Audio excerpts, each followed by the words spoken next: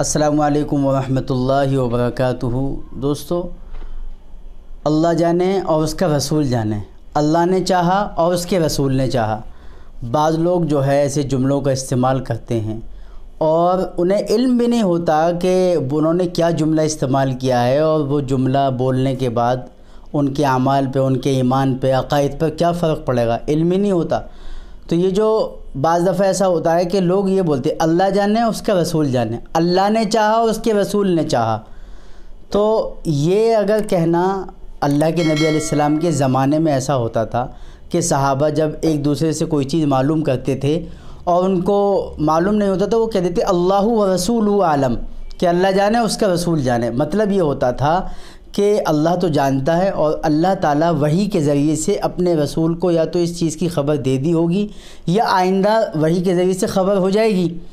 لیکن اب کیا ہے، اب تو رسول نہیں ہے، وحی کا سلسلہ ختم ہو چکا، لیکن اب بھی لوگ ایسے جملے استعمال کرتے ہیں کہ اللہ جانے اور اس کا رسول جانے۔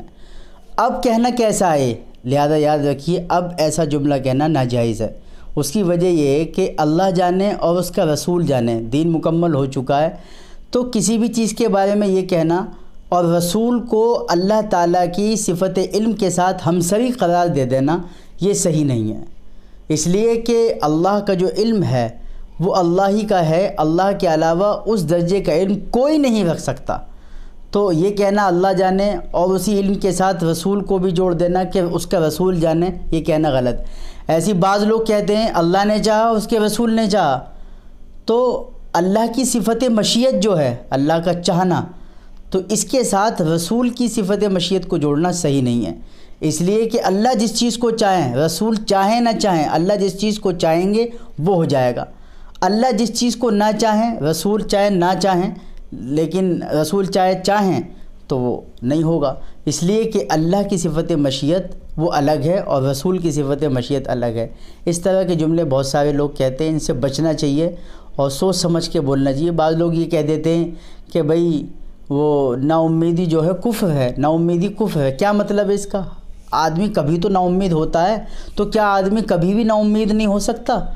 اس کا مطلب یہ ہے کہ نا امیدی کفر ہے اس اعتبار سے کہ آدمی جب نا امید ہو جاتا ہے، اللہ کی ذات کا علم اور یقین ختم کر دیتا ہے، اللہ کی ذات سے ہونے کو ختم کر دیتا ہے، تو اس درجے کی نا امیدی انسان کو کفر تک لے جاتی ہے۔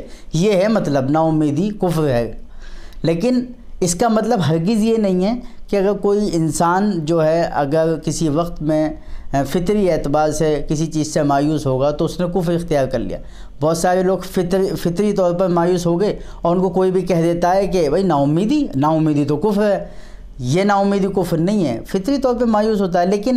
لیکن عام طور سے یہ ہوتا ہے کہ اگر انسان نے اس طرح کا ذہن بنا لیا کہ اللہ بھی اس کام کو نہیں کر سکتا، اپنی زندگی سے مایوس ہوگا، اب میرے حالات بالکل نہیں بدل سکتے، کچھ ہو ہی نہیں سکتا، تو وہ جو نا امیدی ہے وہ کبھی کبھی کیا ہے، کفر کے دروازوں میں سے کسی دروازے میں داخل کر دیتی ہے۔ ان چیزوں کو سمجھنا چاہیے۔ اللہ ہم سب کو عمل کی توفیق مرحمت۔